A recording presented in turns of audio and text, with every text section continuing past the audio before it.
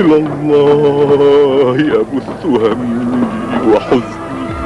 میں مکہ اور مینا کا فرزند ہوں، میں زمزم و صفا کا فرزند ہوں، میں اس کا فرزند ہوں جو روئے زمین پر بہترین ہے، میں لخت جگر رسول کا فرزند ہوں، میں اس خون آلودہ کا فرزند ہوں، میں اس سر مظلوم کا فرزند ہوں جسے کربلا میں ذبح کیا گیا۔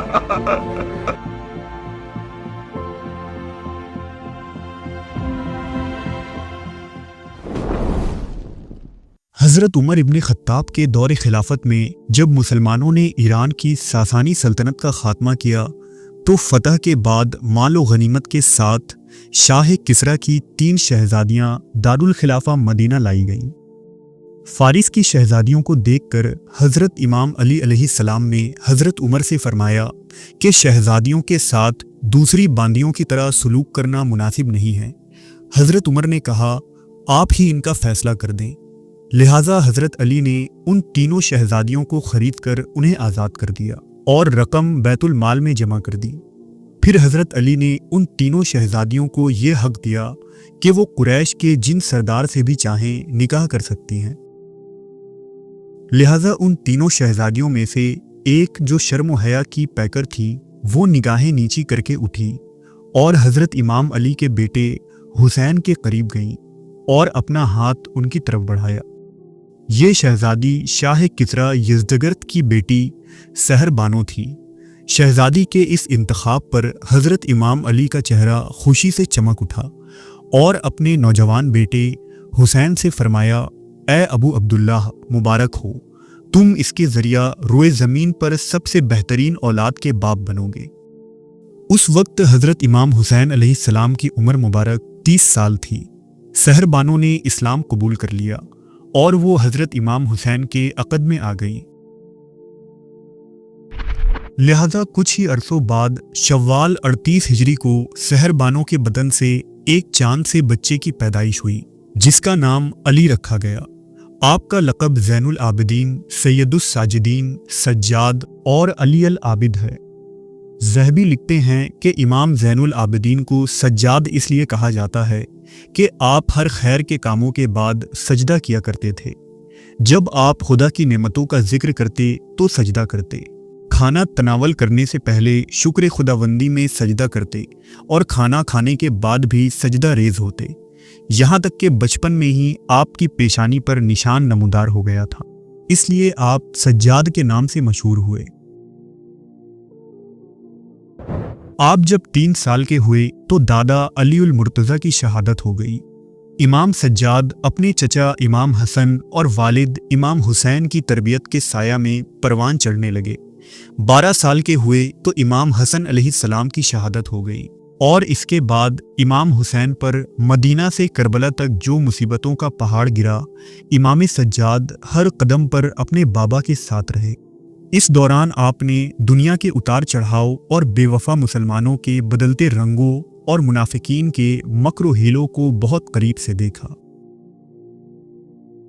نوجوانی کے دنوں میں ہی امام سجاد نہایت ہی عظیم اوصاف، اعلیٰ ترین اخلاق اور بلند ترین صفات کے مالک تھے اور لوگوں کے ساتھ اس اخلاق سے ملتے کہ ہر ملنے والا آپ کا قائل ہو جاتا۔ آپ ہمیشہ لوگوں کی حاجت اور ضرورتوں کا خیال رکھتے اور اپنا تعارف کروائے بغیر ان کے گھروں میں ضرورت کی چیزیں پہنچا دیتے۔ امام سجاد حضرت جابر بن عبداللہ، ابن عباس اور ابن عمر رضی اللہ تعالیٰ عنہ جیسے جلیل القدر صحابہ اکرام کی خدمت میں ہر وقت حاضر رہتے اور قرآن و حدیث کا علم حاصل کرتے۔ امام علی زین العابدین کی حسن و جمال کی کوئی مثال نہیں تھی۔ جو کوئی بھی آپ کے چہرے کی زیارت کرتا تو اس کی نظریں آپ کے نورانی چہرے سے نہیں ہٹتی تھی۔ آپ کو کبھی بھی کسی نے تنگ دل یا غصے کی حالت میں نہیں دیکھا۔ اخلاق، دیانت داری اور اعلیٰ اوصاف میں آپ اپنے چچا حسن اور والد حسین کے عکس تھے۔ ذی الحجہ سن 60 ہجری کو جب امام عالی مقام حسین ابن علی مکہ سے کربلا جانے لگے تو امام سجاد بھی اپنے والد، بھائی اور چچا کے ہمراہ ہو گئے۔ اس وقت آپ علیہ السلام کی عمر 23 سال تھی۔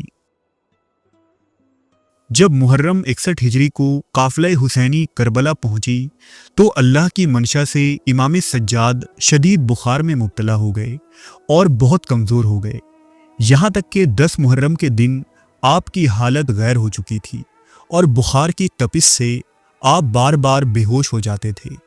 इसलिए आप अपने भाई और चचा के साथ मैदान जंग में ना जा सके। इमाम सज्जाद अलैहिस्सलाम ने बयान किया कि जिस शाम की सुबह को मेरे बाबा शहीद कर दिए गए, उस शब मैं खेमे में बैठा था। मैं सख्त बुखार में मुब्तला था और मेरी फूफी ज़ैनब मेरी तीमारदारी कर रही थी। इस असना में मेरे बाबा असहाब से जुदा होकर अपने खेमे में आए। आपके खेमे में अबू ज़र के ग़ुलाम जॉन भी थे, जो इमाम हुसैन की तलवार को सकील दे रहे थे और उसकी धार तेज कर रहे थे। मेरे बाबा ये शेर पढ़ने लगे, ऐ दुनिया तुफ है तेरी दोस्ती पर कि तू अपने बहुत से दोस्तों को सुबह शाम मौत के सुपुर्द करती है, और शक नहीं कि हर ज़ीरूह को इस दुनिया से जाना है। लिहाजा इमाम सज्जाद समझ गए कि मेरे बाबा अपनी शहादत की तरफ इशारा कर रहे हैं। 10 मुहर्रम की शाम इमाम हुसैन अलैहिस्सलाम को शहीद करने के बाद यजीदी फौज ने अहले बैत अथार के खेमे में आग लगा दी। अपनी जान बचाने के खातिर नबी की पाक बेटियां अपने खेमों से बाहर आने लगी। यजीदी सिपाहियों ने उनके सरों से चादर तक खींच ली और उनके जेवरात छीन लिए। तमाम खेमों में आग लगाने के बाद शिम्र लईन सिपाहियों के साथ इमाम हुसैन के खेमे में दाखिल हो गया। उसने इमाम सज्जाद को देखा, जो कमज़ोर और बुखार की हालत में फर्श पर गिरे थे। शिम्र ने तलवार निकाली और इरादा किया कि ज़ैनुल आबिदीन को कत्ल कर दे। उस वक्त इमाम हुसैन की बहन ज़ैनब आगे बढ़ी और भतीजे से लिपट गईं। फरमाया, तुमने हमारी औरतों और मर्दों को शहीद कर दिया, क्या ये काफ़ी नहीं है? अब क्या ये बाकी बचा हुआ बीमार बच्चा भी तुम्हें खटक रहा है? अगर तुम इसे कत्ल करना चाहते हो तो पहले मुझे कत्ल करो। उस वक्त बीबी ज़ैनब के चेहरे पर ऐसा जलाल और आवाज़ में ऐसी ललकार थी गोया वो हज़रत अली की आवाज़ हो। शिम्र लईन खामोश हो गया और तलवार मयान में रख दी। उस लम्हे अगर हज़रत ज़ैनब न होती तो नस्ल हुसैनी का सिलसिला ख़त्म हो चुका होता। खेमों में आग लगाने के बाद कजावा ऊंट पर सवार किया गया और बीमार सज्जाद के गले में लोहे का तोक और हाथ में हथकड़ियाँ और पैरों में बेड़ियाँ डालकर दमिश्क की तरफ रवाना किया गया। हज़रत इमाम ज़ैनुल आबिदीन को शहीदों की लाशों के करीब से गुजारा गया तो आप पर गशी पे गशी तारी होने लगी और ये घड़ी आप पर क़यामत साबित हुई। अहले बैत की शहज़ादियाँ रस्सियों में बंधी थीं और आपके बाबा हुसैन का सर नेज़े पर बुलंद था। खानदान रिसालत के इस लूटे हुए काफिले को 1 महीने की तवील सफ़र के बाद सहरा में बकरियों की तरह हाँक हाँक कर दमिश्क लाया गया। लिहाजा मुस्लिम बिन जस्सास बयान करते हैं कि एक सुबह मैं कूफा में मौजूद था और अपने काम में मशगूल था कि अचानक कूफा के इतराफ से शोर व गुल की आवाज़ें आने लगी। मैं दौड़ता हुआ दारुल इमारा के करीब पहुंचा, जहां लोगों की भीड़ लगी हुई थी। कुछ देर के बाद एक काफिले की आमद हुई जो 40 ऊंटों पर मुश्तमिल था, जिन पर औलाद फातिमा सवार थी। इनमें कुछ बच्चे और औरतें थीं। औरतों के हाथ पांव और गर्दनों में तोक व जंजीर जकड़ी हुई थी और एक ऊंट पर इमाम हुसैन का बेटा सज्जाद सवार था, जिसके बदन से खून जारी था। उसकी हालत बीमारी और कमज़ोरी की वजह से इंतहाई दर्दनाक थी। आले मोहम्मद की ये खस्ता हाली देखकर कूफा के लोग सदका की खजूरें और रोटियों के टुकड़े बच्चों की तरफ फेंकने लगे। औरतों, बच्चों और बीमार सज्जाद को जंजीरों में जकड़े दरबार यजीद में पेश किया गया। ये वो वक्त था जब इमाम सज्जाद अपनी माओं, बहनों और फूफियों को दरबार यजीद में बरहना सर जंजीरों में जकड़े यजीद लईन के सामने खड़ा देखा। उस वक्त यजीद मलून शराब पी रहा था और आपके बाबा हुसैन का सर एक तश्त में उसके सामने लाया गया। उस वक्त इमाम ज़ारो कतार रोने लगे, फिर गम और गुस्से की हालत में खड़े हुए اور ایک خطبہ ارشاد فرمایا، میں اس کا بیٹا ہوں جسے ناحق قتل کیا گیا، میں اس کا بیٹا ہوں جس کا خون کربلا میں بہایا گیا، میں اس کا بیٹا ہوں جس کا سر نیزے پر بلند کیا گیا، میں اس کا بیٹا ہوں جو تنہا رہا، جس کے اعضاء زمین پر بکھیر دیے گئے، میں اس کا بیٹا ہوں جسے بے جرم و خطا شہید کیا گیا، میں اس کا بیٹا ہوں جس کی عورتوں اور بچوں کو قیدی بنا کر پھرایا گیا۔ ہمارے قتل کے بعد تمہاری آنکھیں کیسے ٹھنڈی ہو سکتی ہیں؟ تم نے ہمارے خون سے اپنا ہاتھ رنگا ہے۔ اے لوگو، کیا تمہیں یاد نہیں ہے کہ رسول اللہ صلی اللہ علیہ وسلم نے ہمیں اپنا اہل بیت قرار دیا ہے؟ یہ طویل خطبہ یزید کے دربار میں ایک زلزلہ تھا جس نے اہل شام کے دلوں کو دہلا کر رکھ دیا، اور دربار میں موجود لوگ یزید پر ہی لعنت کرنے لگے۔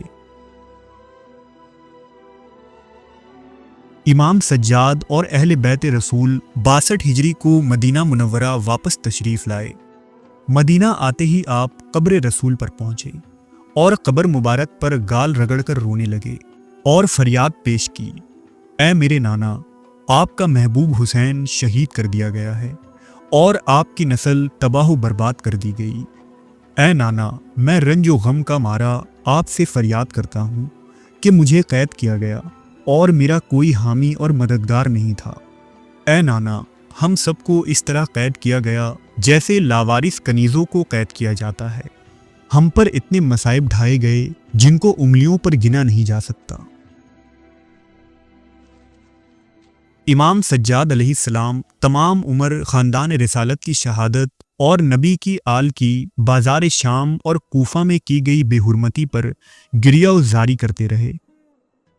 ابن کثیر روایت کرتے ہیں کہ ایک شخص نے امام زین العابدین سے کہا کہ آپ ہمیشہ غمزدہ کیوں رہتے ہیں؟ کبھی آپ کے آنسو خشک نہیں ہوتے؟ تو انہوں نے جواب دیا کہ یعقوب کے بیٹے یوسف گم ہوئے تو بیٹے کی جدائی میں یعقوب کی آنکھیں رو رو کر سفید ہو گئی تھیں۔ میں نے تو اپنے آنکھوں کے سامنے اپنے گھر کے افراد کو ذبح ہوتے دیکھا ہے، میں کیسے غمزدہ نہ ہوں؟ اس غم کی وجہ سے میرا دل ٹکڑے ٹکڑے ہو چکا ہے۔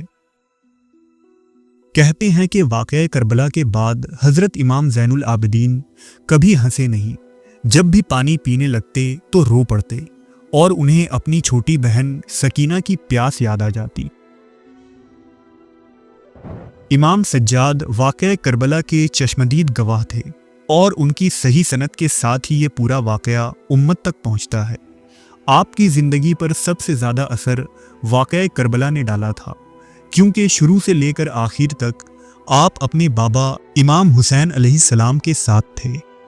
امام سجاد علیہ السلام واقعہ کربلا کے بعد جن جن شہروں میں گئے، وہاں کے لوگوں کو امام حسین کی مظلومیت اور یزید کی ظلم کو خطبوں میں بیان کرتے، تاکہ لوگوں کے اندر ظالم حاکم کے خلاف اٹھ کھڑے ہونے کی جرت پیدا ہو۔